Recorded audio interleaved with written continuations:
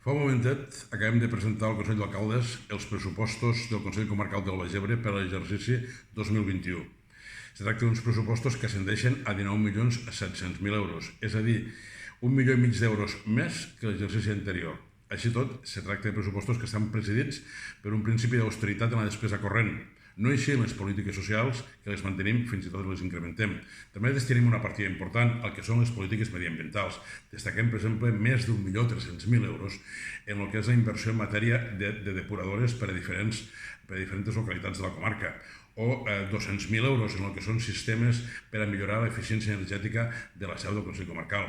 Tampoc deixem de banda en aquests pressupostos la inversió en la Via Verda, que, com saben vostès, és el principal pol d'atracció turística de diferents pobles de la comarca, on hi destinem gairebé 200.000 euros o inclús podem incrementar segons com aquesta partida. En definitiva, se tracta d'uns pressupostos que volem presentar per a la seva aprovació el dia 27 de novembre i, per tant, el dia 6 passat ja els vam facilitar als diferents portaveus dels grups comarcals una còpia dels mateixos perquè els puguen estudiar. Volem entrar amb els diferents portaveus amb el debat pertinent, volem que ens facin les seves aportacions a fi i efecte de que els pressupostos que els puguem presentar al final siguin uns pressupostos de tots i no tan sols de l'equip de govern del Consell Comarcal.